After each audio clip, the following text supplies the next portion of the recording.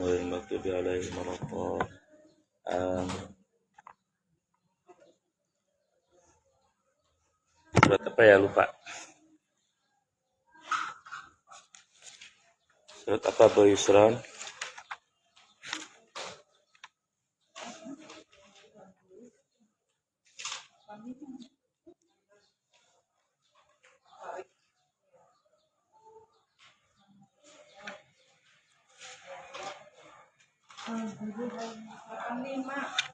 Delapan lima ya.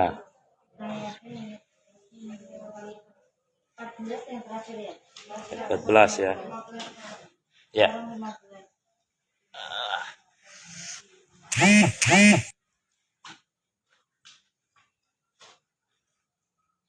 Alhamdulillah. Hah? 10 kilo teh nambahnya beratnya. Karena makan terus ya. Kalau istri nggak habis, saya yang makan. Iya, kegiatannya sih banyak, tapi makannya banyak. Porsinya banyak. Daging terus lagi. Apa? Oh, luar biasa. Kalau boleh saya simpulkan ada 11 poin ya tentang haji itu menurut saya. Ada yang belum berangkat kan? Udah. Belum. Dan Nina belum? Ya, haji itu sebenarnya kan satu niat ya. Haji itu urusan niat. Ada niat, ada yang namanya asa, ada yang namanya azam. Kalau asa cuman harapan, mudah-mudahan saya bisa ke tanah suci. Kalau niat itu biasanya diiringi dengan perbuatan. Misalnya ya daftar ya. Ada lagi yang namanya azam. Kalau azam itu udah tekad bulat. Apapun yang terjadi, saya tidak goyah, saya akan berangkat. Misalnya kayak kemarin ya. Ketika dipotong COVID 2 tahun, itu kan uang boleh diambil. Maksudnya boleh ditarik.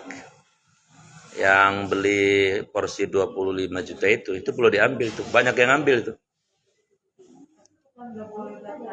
Nah, kalau sudah diambil nomor porsinya, berarti waiting listnya reguler 26 tahun. Nah, makanya yang sudah punya tekad mah nggak tergoda ya untuk diambil lagi.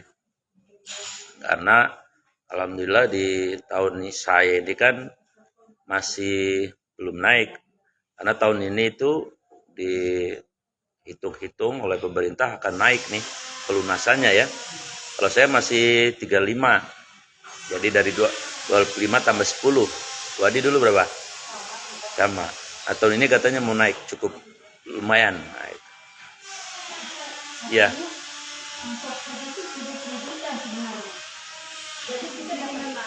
$80.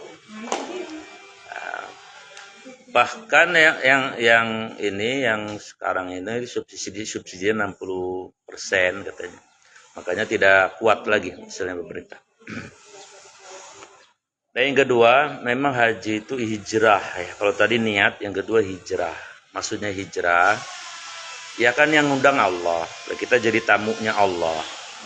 Memang harus betul-betul pengen berubah gitu maksudnya. Makanya suka ada cerita-cerita yang unik-unik ya. Yang ya kadang-kadang jadi. Itu sebetulnya karena Allah tidak ingin sudah jadi tamunya, tapi kau masih belum serius. Maksudnya itu sebetulnya.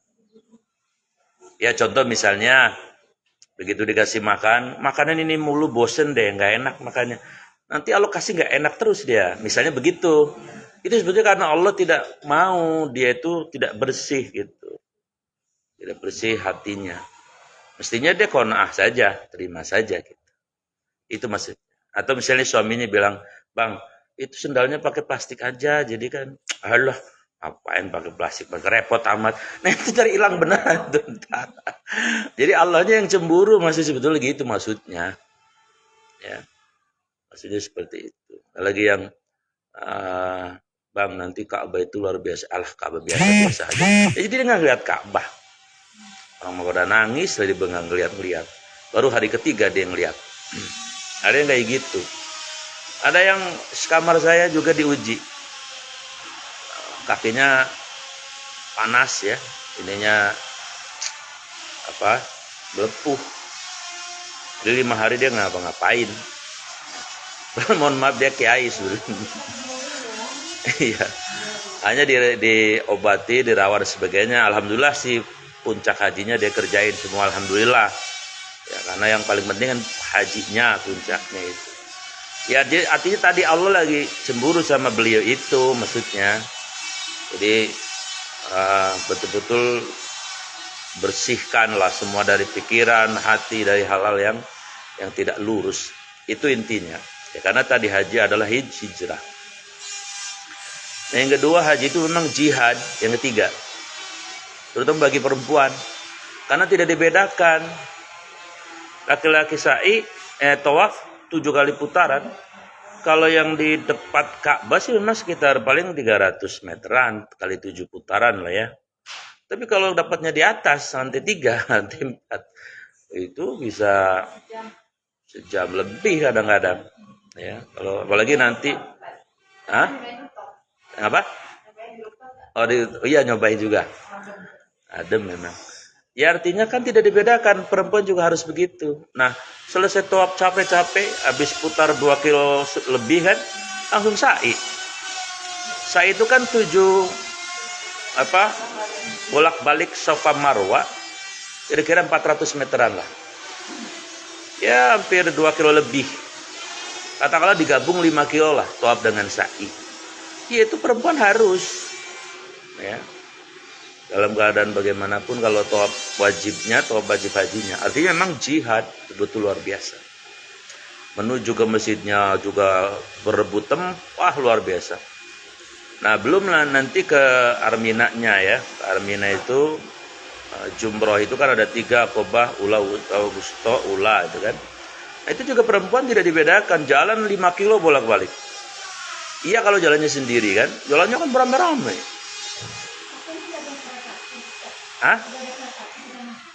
Kereta api. Mekah Madinah belum dioperasikan. Ya. Kalau kereta gantung ada di Taif ya, memang itu untuk destinasi wisata. Apalagi bagi laki-laki yang ketika di Arafah, Musdalifah kan dia cuman pakai ihram ya. Itu memang itu jihad yang luar biasa. Maka pantas kata Nabi, jihadun lin nisa al-umrah wal hajj. Jihadnya perempuan itu haji dan umrah. Karena memang luar biasa. Ya, perjuangan fisiknya luar biasa. Nah, yang keempat, haji itu adalah tasammuh. Tasammuh itu maknanya belajar toleran. Bayangin Bu, di sana ada sholat tuh modelnya banyak. Tapi kita nggak boleh usil, nggak boleh merasa paling benar, nggak boleh merasa paling pintar. Kalau dia Nur Hasan ada yang sholat begini, kira-kira geger nggak? Allahu Akbar, tangannya nggak sedekap, geger kan? Wah, bisa dipoto bisa. Tapi di sana banyak. Saya juga di sampingnya orang sholat, Allahu Akbar, ya nggak apa-apain sampai selesai begini aja. Tapi tidak usil, kita harus toleran. Ya. Ada juga yang tidak pakai tahiyat akhir di sana. Jadi adanya tahiyat awal doang. Biasanya yang madhab ke sana ya, Uzbekistan, ya, Dagestan, yang sana ke sana. Bahkan saya disalahkan oleh beliau. Maksudnya disalahkan gini, saya sholat pas di samping orang yang tidak pakai tahiyat akhir. Adanya tahiyat awal doang. Sampai terselesai. Nah, saya kan tahiyat akhir nih. Dia nyalain saya. Saya diajarin lama sama dia. Mungkin, tapi pakai bahasa Sunda juga gak ngerti saya. Jadi saya jawabnya yes saja. Kalau Arab kan ya ngerti lah sedikit kan. Tapi saya maksudnya paham. Jadi dia maksudnya ngingetin saya, kamu sholat nggak usah pakai tahiyat akhir, intinya itu sebetulnya. Ya, tapi kan ya kalau di Jelupang saya toyor palanya, ngaji di mana lu? Kan gitu kan. Tapi yang namanya lagi di sana ya kita harus toleran. Ada yang Allahu Akbar tuh nggak pakai ini, Bu. Biasa aja ada. Ya. Ada juga yang Allahu Akbar ini diletakkannya di bawah pusar. Ada yang Allahu Akbar guntingin buku. Enak aja dia guntingin. Pokoknya aneh-aneh dari sana. Maka kita harus toleran. Ya di sini timbang kunut nggak kunut aja kok aneh gitu. Nah itu haji itu adalah belajar tasam. Nah yang kelima, haji itu penghayatan. Makanya tadi kata Bu Adi, nikmat itu luar biasa. Coba bisa nggak kita siang-siang di sini nangis mengingat Allah? Susah. Tapi di sana di hadapan Ka'bah bisa nangis kita. Kita laki-laki aja nangis apa gitu perempuan? Refleks. Belum di Raudhah. Raudhah kita seperti lunglai kan. Di Raudhah itu sebetulnya tempat ini makam Rasul, makam Abu Bakar, makam Umar. Sini ada mimbar Rasul. Nah sekitar 16-20 meter lah. Dan Raudhah itu sejarahnya memang itu tempat tanah yang dibeli oleh Nabi, yang digunakan oleh Nabi setiap hari dalam segala aktivitasnya, ya doa, ya zikir, ya baca Quran dan sebagainya. Sehingga itu tempat berkahnya luar biasa. Maka berdoa di situ tuh mustajab. Ya. Maka saya pakai strategi waktu di Raudhah. Strateginya apa?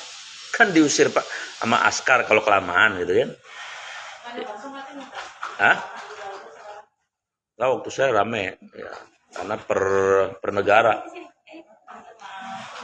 Jadi saya sholatnya di pojokan pertama, terus doa, ini tungguin sama askar, ya torik jalan tuh, saya pindah pojok pojok lagi sebelah sini, jadi lumayan puas gitu kan. Kalau memang saya lihat ada yang mungkin takut atau gimana ya, habis sholat diusir langsung jalan pula keluar ke makam Rasul. Kalau yang pakai strategi kayak tadi, kayak saya enggak, bisa lama, bisa berulang. Iya, ya orang nikmat gimana? Lagi nikmat-nikmatnya. Jadi penghayatan. Atau misalnya di Arafah, wukuf itu kan pengenalan namanya. Arafah mengenal diri kita. Kita membawa dosa yang sebanyak-banyaknya dari tanah air masing-masing. Nah, di sana kita lebur, kita mohonkan ampun. Ya, makanya kata Nabi, siapa yang wukuf meminta ampun, Allah ampuni dosanya sebanyak apapun. Dan itu peristiwa tentang Nabi Adam. Nah, cuman ya tadi yang namanya haji orang macam-macam. Ada satu jamaah yang saya pikir unik ya. Uniknya apa? Banyak kan si nenek-nenek si jamaahnya. Ada pimpinannya ustazah kan. Orang di Arafah kok tahlilan mulu saya. Dari pagi sampai sore dia ajak tahlil. Itu orang disuruh menghayati kok masuk, suruh merenung, suruh kontemplasi, mestinya begitu maksudnya. Bahkan haji mah nggak ngomong apa-apa juga dari mulai pertama datang sampai pulang sah. Ini penghayatannya tadi. Ketika sa'i penghayatan bagaimana Bunda Hajar itu kan, ya itu jumroh bagaimana keluarga Nabi Ibrahim mengusir syaitan. Nah jadi memang penghayatannya harus dikuatkan gitu. Hanya harus dipelajari dulu tentang ini ritual ini apa sejarahnya, kira-kira seperti itu. Kemudian berikutnya haji itu adalah memang duta ya. Haji itu duta, tamu ya. Tapi tamu bukan sembarang tamu, tamunya Allah. Maka ketika pulang harus menjadi agent. Menjadi orang-orang yang lebih baik dari sebelum berangkat tadi. Dalam hubungan sama Allah dan sama manusia. Misalnya yang sederhana sajalah. Kalau sudah di tanah suci ya ngepas saja sudah nggak pas itu. Ngepas waktu sholat ya. Saja datang. Sebelum azan biasanya kalau sudah baru udah di sana mestinya yang pas itu. Nah ini udah dari sono pulang-pulang malah ibadahnya kendor. Nah, berarti dia tidak lulus menjadi agen itu. Bahkan ada di daerah Serpong ini ada yang malah pulang haji malah berpisah dengan istrinya. Ada ya. Berarti itu ada entah salahnya di mana. Karena haji adalah tadi dutanya Allah, agen untuk menjadi orang yang lebih baik. Nah kemudian yang berikutnya, haji itu memang surga. Maksudnya balasan yang terbaik untuk orang haji itu lain adalah surga. Karena memang luar biasa gitu ya. Hari pengorbanan waktu ya, 42 hari pengorbanan dana ya. Ya pra dan pasca kan harus ada syukurannya, kemudian oleh-olehnya dan bla bla bla bla. Itu memang luar biasa. Makanya pantas Nabi hanya memberikan balasan al-hajjul mabrur itu adalah hanya dengan surga. Karena memang layak diberikan surga orang yang pergi haji. Nah kemudian haji itu adalah tadi kenikmatan rohani. Jadi kalau kita tahajud memang nikmat, tetapi di tanah suci itu kenikmatan rohani itu terasa luar biasa. Kemudian haji itu adalah munajat spesial ya, makom Ibrahim di Multazam ya, di sekitar Ka'bah, di Raudhah, di tempat-tempat yang memang di situ Allah begitu dekat. Dan yang terakhir haji itu adalah napak tilas sejarah. Jadi kita ketemu yang namanya Gunung Uhud ya. Ternyata Gunung Uhud itu diameternya besar sekali.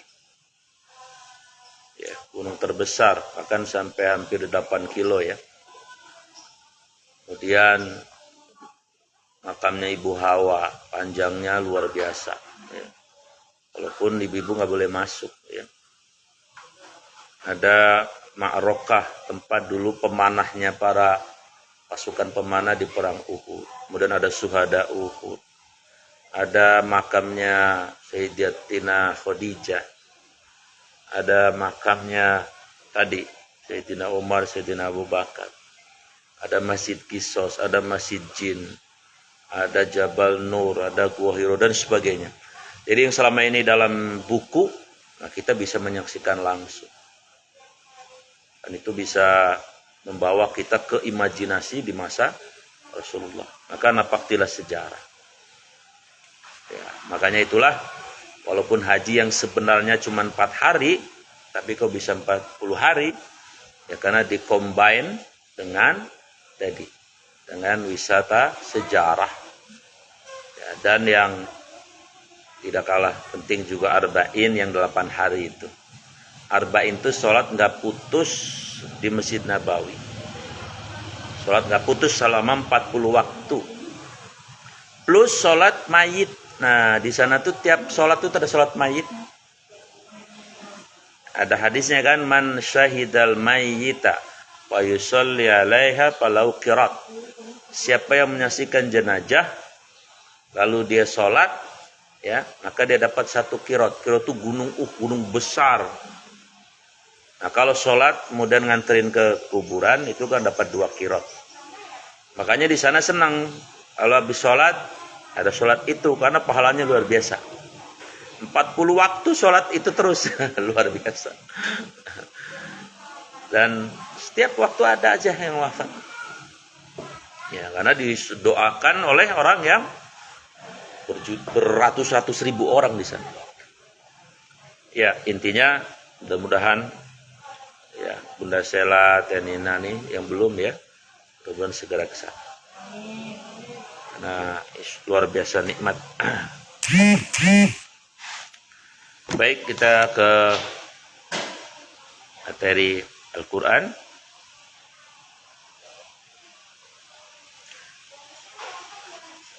Sekarang 15 ya. Ya, a'udzubillahi minasyaitonirrajim.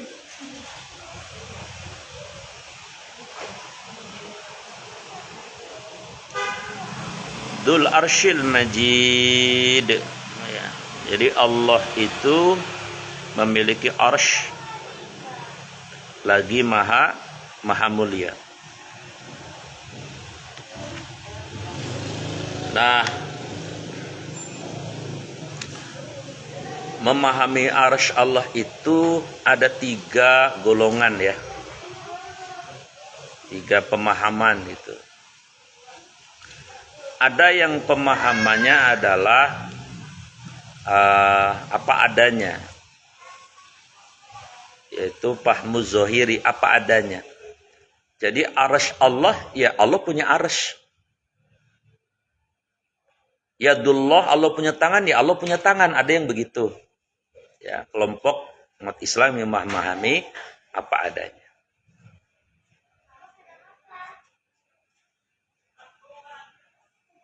Ini kalau boleh saya sebut, biasanya teman-teman salafi ya, itu mereka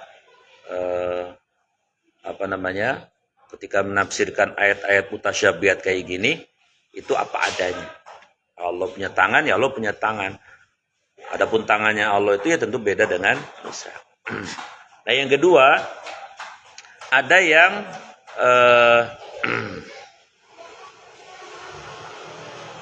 mentakwilkan. Ini kelompoknya Asy'ariyah, Maturidiyah atau ahli aswaja, ahli sunnah wal jamaah. Di Indonesia hampir semua seperti ini.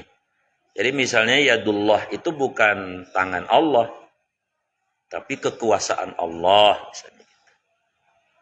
Karena dalilnya laisa kamitsli syai'un. Allah tidak sama dengan makhluknya. Lah kalau Allah punya arsy itu seolah-olah Allah itu punya tempat, punya ruang. Jadi seolah-olah Allah itu juga sama dengan makhluk yang membutuhkan tempat dan ruang, arsy. Maka ahli sunnah wal jamaah tawakuf memahami Allah punya arsy. Tawakuf itu tidak menakwilkan ini dan itu. Karena di Quran itu ayat ada 2, ada yang muhkamat, ada yang mutasyabihat. Kalau muhkamat bisa dijelaskan, ayat-ayat yang jelas, mutasyabihat itu yang tadi, mutasyabih itu artinya yang tidak jelas. Maka ahli sunnah wal jamaah ada yang misalnya tawakuf itu tidak menakwilkan, ada, tapi ada yang ditakwilkan. Seperti arsy ini juga tawakuf. Arsy Allah. Seperti misalnya di Quran ada kan Yasin, ada kan? Atau Toha. Itu juga sama. Ada yang menafsirkan bahwa Toha itu Nabi Muhammad, ada. Ya. Ada yang tawakuf, ya terserah Allah lah itu. Kita tidak berpendapat ada. Nah yang ketiga, tadi golongan, tadi ada yang apa adanya, ada yang menakwilkan. Golongan ketiga adalah kelompok yang memadukan antara takwil dan apa adanya. Yang pasti memang ayatnya menyebutkan Allah punya arsy. Tapi tentang arsy Allah itu bagaimana? Itu urusan Allah. Begitu saja yang selamatlah. Atau di ayat yang lain, yadullah fawqa aydihim. Allah punya tangan di atas mereka. Ya Allah punya tangan. Adapun Allah punya tangan itu bagaimana sebagainya terserah Allah. Karena tidak semua ayat itu bisa dijelaskan oleh manusia. Bahkan Rasulullah pun kadang-kadang tawakuf. Artinya ini hanya Allah saja yang tahu maksud. Makanya ada istilah apa? Wallahu a'lam bis-shawab. Yadul arsyil adzim. Kemudian ayat berikutnya 16-nya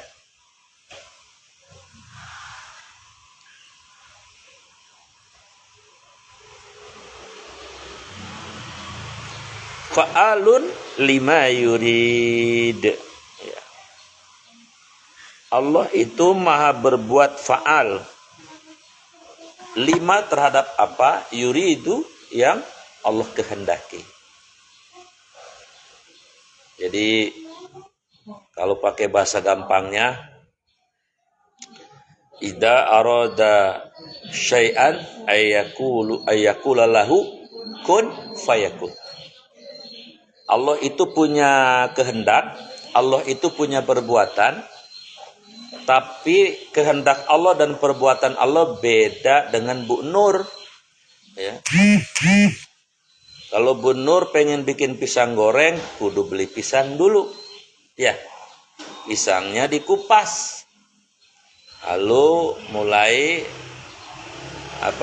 ambil terigu. Terigunya diolah, campur garam, campur ini itu sebagainya. Baru pisangnya cemplungin, nyalain kompor, nyalain minyak, digoreng.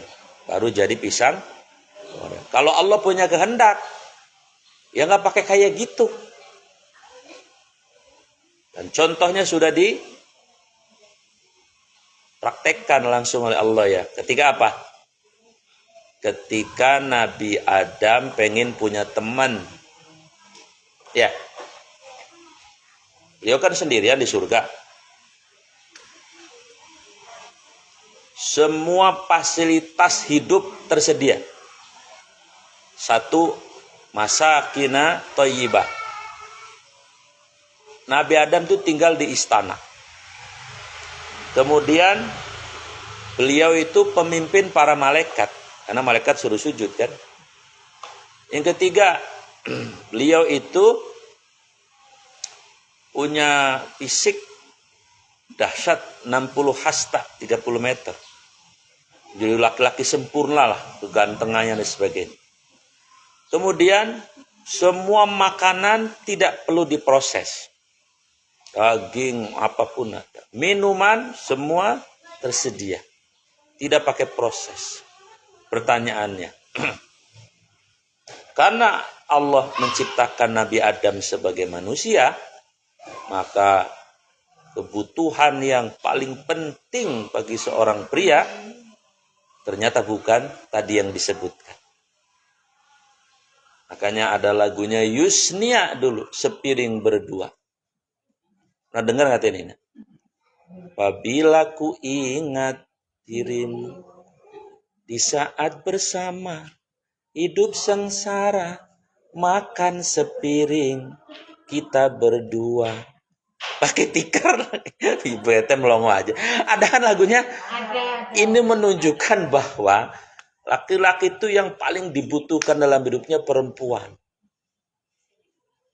Mau makan minum enaknya kayak pedisan. Kalau nggak ada wanita, ribet. Kan saya pernah ngomong sama ibu-ibu, maaf bu, kalau ibu di rumah, bapak sebulan tugas, nggak ada masalah. Nggak ada masalah. Rumah beres, insya Allah ya, rapi, ya kan? Kembang-kembang disiramin, kan gitu ya? Kompor ya rapih lah ya. Tapi kalau yang tugas ibu sebulan, bapak-bapak di rumah, insya Allah kamar mandi bau, kompor bala kaciprut, kamar udah wah, itulah hebatnya wanita. Ya, itu baru satu sisi, satu aspek, belum aspek yang lainnya tadi. Secara kewanitaan, di mana pria pasti butuh wanita. Nah, ketika Allah menciptakan Ibu Hawa nggak pakai proses tadi. Prosesnya gimana? Ya Allah berkehendak. Ya sudah. Walaupun di dalam hadis dijelaskan diambil dari tulang rusuk, tapi kan tidak ada live-nya bagaimana Allah mengambil tulangnya. Andai pun ada ya tidak bisa dilihat oleh manusia. Itu kehendak Allah saja. Sama seperti kemudian Allah menciptakan Nabi Isa. Ya. Bagaimana mungkin wanita yang seumur-umur nggak pernah disentuh laki-laki kok ngisi ya. Jadi saya kemarin tuh di rumah ada pengajian istri saya ya. Istri saya itu pengajian, yang namanya pengajian ibu kan rame ya. Ya karena rumah saya sempit kan pengajiannya dekat tempat tidur saya. saya dengerin aja karena nggak bisa tidur, rame bener. Nah saya dengerin ada ibu-ibu yang cerita di situ kan, kata dia saya kaget setengah mati kan, kaget banget tuh. Saya dengerin kaget apa ini? Rupanya dia kaget setelah dites hamil. Kaget setengah mati. Karena dia udah KB. Bahkan anaknya yang pertama kan udah kuliah di UIN. Itu marah sama emaknya. Ya dia juga nggak nyangka gitu kan. Lalu pertanyaan saya, apakah itu terjadi begitu saja? Mungkin human error. Telat minum pilnya bisa, atau yang pakai yang manual ya mungkin salah masangnya.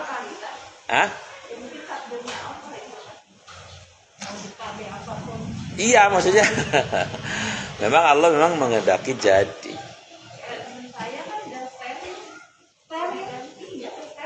Nah itu Allah punya kehendak.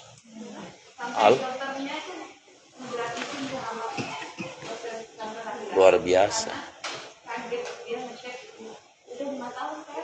Gitu kan. Ibu tahu istrinya Nabi Zakaria?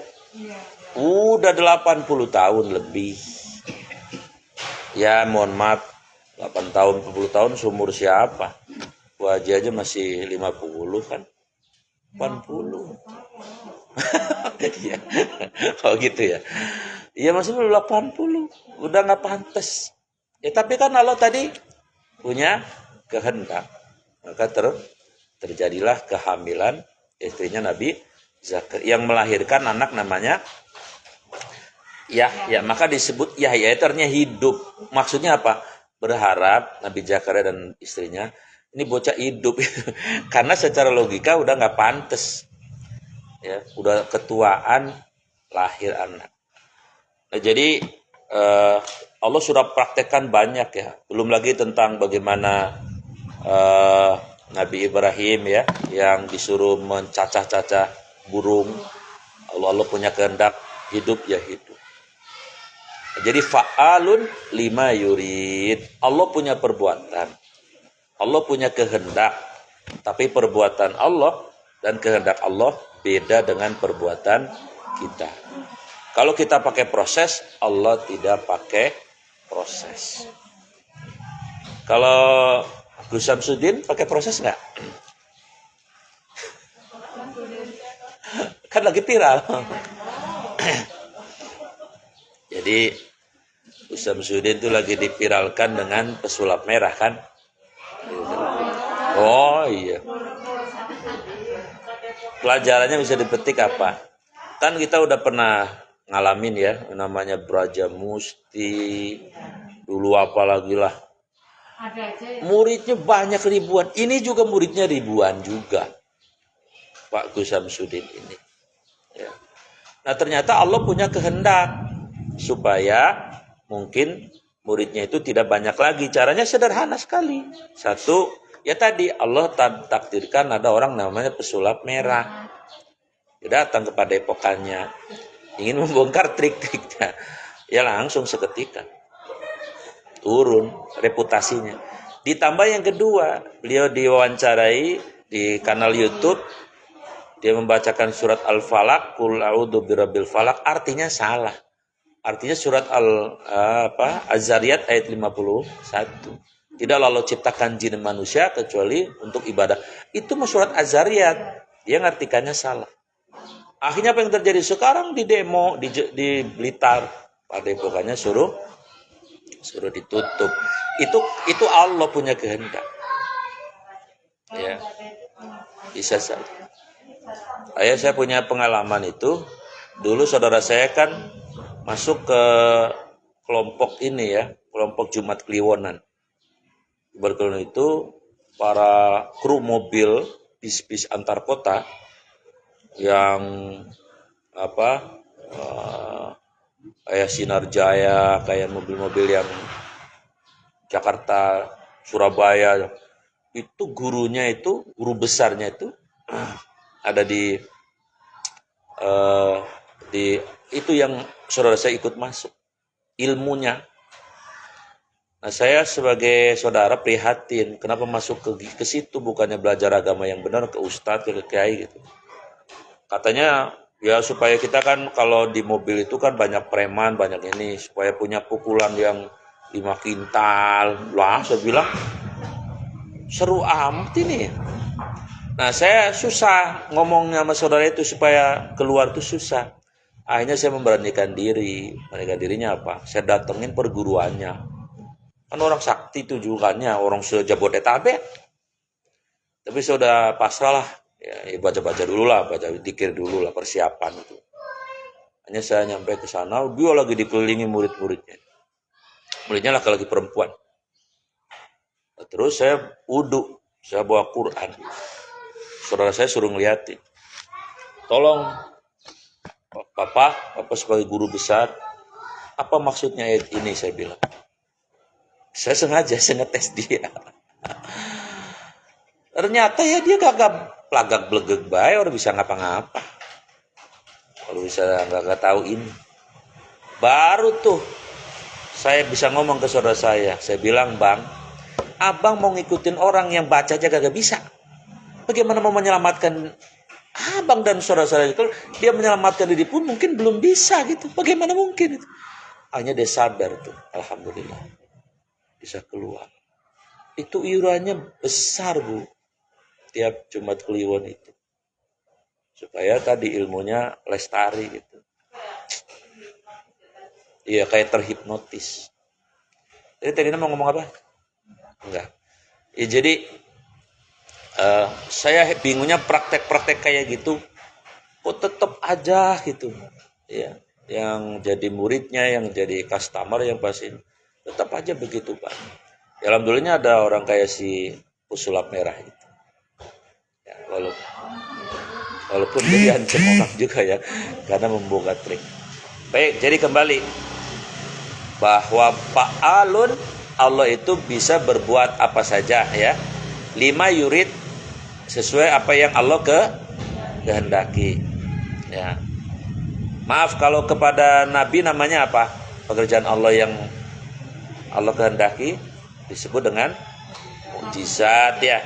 Kalau pada wali fa'alul 5 yuridnya Allah namanya karomah. Kalau sama orang yang soleh namanya ma'unah. Di bawahnya itu namanya ilham ya. Nah, di bawahnya itu lagi namanya uji da'wah, jawaban doa. Saya Terina pernah doa setahun yang lalu, ya Allah, ini doa saya setahun yang lalu kok dikabulkan sekarang ya. Nah, itu berarti kelas kita. Kalau yang soleh-soleh itu namanya ilham. Jadi hatinya itu diberikan oleh Allah bisikan-bisikan dari malaikat yang datang dari Allah. Itu namanya kehendak Allah. Fa'alun 5 yurid yang Allah kehendaki. Maka selama masih ada bumi ini berputar sampai hari kiamat, itu semua kecuali yang sama buat Rasul ya sudah nggak ada. Tapi yang buat wali, orang soleh di bawah itu masih ada terus. Nah, siapa yang bisa mendapatkan fasilitas itu? Tidak sembarangan ya. Orang-orang yang dekat. Orang-orang yang dekat. Beda kalau wangsit mah identik dengan tadi yang berbau-bau mistis ya. Wangsit Brahma Kumbara misalnya. Saur sepuh dari Mak Lampir. Kalau ilham kan fa'alhamaha ujuraha wa taqwa. Seperti Nabi Musa. Itu kan ibunya dikasih ilham, disuruh bayinya itu diarungkan di sungai Nil itu dari Allah datang. Atau seperti inilah yang gampangnya beginilah, ibu dikasih ilham Allah untuk ngaji, ibu dikasih ilham untuk sholat malam, ibu dikasih ilham untuk bersedekah pada yatim. Itu namanya pertolongan Allah tuh buat kelas-kelas kayak kita. Atau terjawabnya doa. Sampai hari kiamat terus Allah buka fasilitas itu. Nggak usah khawatir. Ya, selama bumi ini masih ada. Jadi fa'alun lima yurid. Allah punya pekerjaan, Allah punya perbuatan yang Allah kehendaki. Hanya perbuatan Allah berbeda dengan manusia. Satu ayat lagi. Hal ataka hadisul junud. Ya. Sudahkah sampai kepadamu berita tentang penentang? Ya. Siapa penentang? Raja-raja zolim. Belumkah kata Allah kepada engkau wahai Muhammad, maksudnya Nabi Muhammad untuk disampaikan kepada kita. Kalau pakai bahasa gampangnya, umatku, umatnya Nabi Muhammad, kamu tahu nggak orang-orang yang dulu menentangku? Kata Allah gitu maksudnya. Ya alhamdulillah kan kita udah kenal ya, para penentang-penentang Allah ya. Ya. Mereka semua sudah terkubur. Penentang Allah itu orang-orang yang tidak meyakini adanya kebesaran Allah, atau dia percaya ada Allah, ya, tetapi karena sesuatu, kepercayaan itu kemudian menjadi mengecil. Ya mohon maaf, misalnya dulu zaman Orde Baru ya, betapa yang namanya Islam, para ulama itu dikerdilkan ya, zaman dulu, zaman Orde Baru ya. Kemudian zaman sekarang pun ya, bagi yang merasakan pasti ngerasain lah bagaimana, padahal dia seorang Islam misalnya, tapi kok kalau sama Islam itu kayaknya gimana gitu, sama tokoh-tokoh Islam tuh kayaknya gak suka aja gitu ya. Padahal mohon maaf Bu, kalau kita sudah mengatakan la ilaha illallah, itu kan salah satu artinya la hakima illallah, tidak ada hakim. Hakim itu apa? Yang memutuskan perkara kehidupan ini tentu dengan syariatnya ya, kecuali Allah. Tapi ada orang Islam yang tidak suka itu, tidak suka syariah, tidak suka hukum. Kalau bisa sampai kiamat nggak boleh hukum Allah. Itu orang luar biasa menurut saya. Sok bener gitu sama Allah. Sombong banget gitu. Nah, model-model kayak gini kan ada. Kalau orang di luar Islam sih ya kita nggak usah cerita deh. Mungkin Bu Adi kenal LB Murdani, kenal nggak? Pak LB Murdani dulu. Atau yang sekarang lagi rame Pak Sambo. Ya kan, tahu kan? Kan beliau punya lembaga namanya Satgasus. Ternyata, waduh, itu untuk gencetin tokoh-tokoh Islam itu ternyata. Menurut informasi seperti itu. Karena dia di-backing oleh kekuatan yang maha hebat. Bahkan sesama jenderal pun kewalahan. Ya iyalah. Nah nanti ada kaitannya nanti dengan yang meninggal itu, yang nama orang itu nanti ada semua itu masuk tuh. Bayangkan. Ya kalau orang di luar Islam kita nggak usah cerita lah.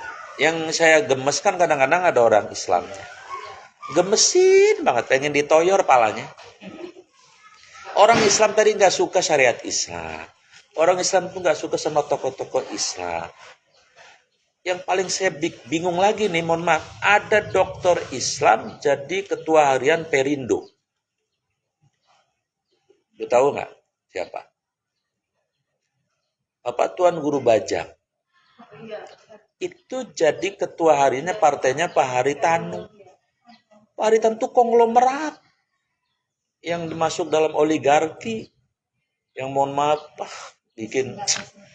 Maka saya kok, waduh Bapak bagaimana kumaha iya ini. Mestinya memperkuat partainya Pak Egy Sujana, Partai Persatuan Pemersatu Bangsa. Islamnya top. cinta negaranya juga top, mestinya gitu. Pelita, partai pelitanya Pak Din Samsudin, Islam top, nasionalisnya juga top. Partai umatnya Pak Amin Rais juga top, Marco top. Atau lah yang sudah lama misalnya ya apalah gitu. Lo kok ke sono? Saya nggak ngerti. Nah, makanya perumusnya sederhana ya. Kalau ada orang bodoh tersesat, emang karena bodoh, emang karena blow on. Makanya yang datang ke orang pinter itu orang blow. Tapi kalau ada orang pinter, kok jalannya kok nggak lurus nih? Pasti ada something, ada sesuatu. Ada sesuatu. Ibu tahu nggak?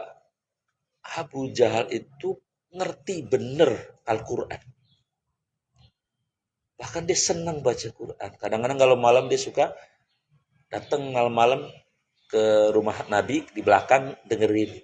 Lucunya lagi kadang ketemu Abu Lahab, amprogan.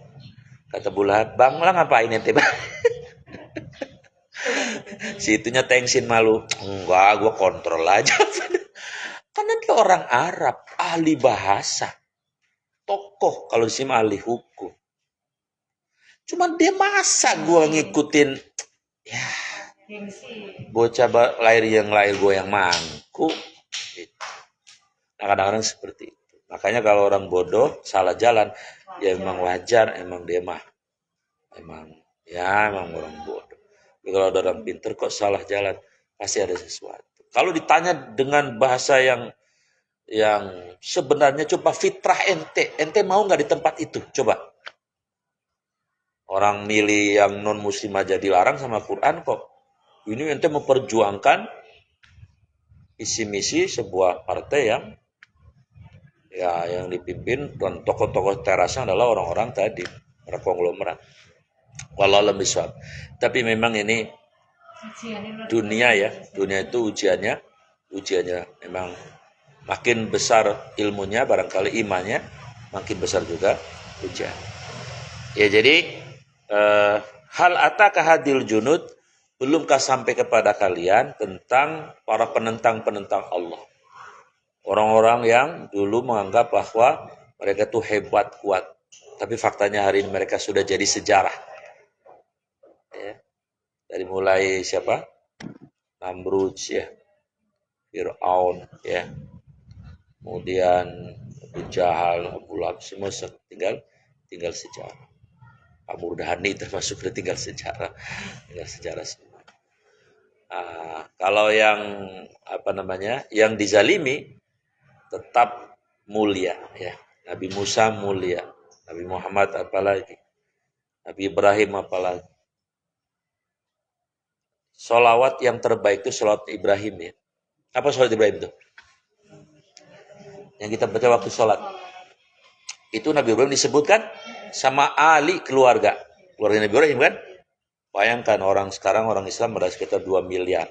Sholat 5 kali. 2 kali 5, 20 miliar. Nama Nabi Ibrahim disebut sampai hari ini. Sampai hari kiamat. Mungkin nanti umat Islam 5 miliar. Ya 5 miliar kali 5. Itu minimal. Karena itu yang wajib. Belum yang sunnah-sunnah.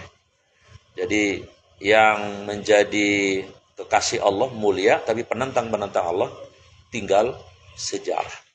Ya. Tapi ayat ini juga berlaku sampai hari kiamat. Makanya kita disuruh tahu nih, mohon maaf, orang Islam juga harus tahu tentang politik. Ini kan ayatnya. Apa sudah datang berita kepadamu, wahai umat Islam, tentang ini dan tentang misalnya Pak Jenderal Sambo, harus tahulah.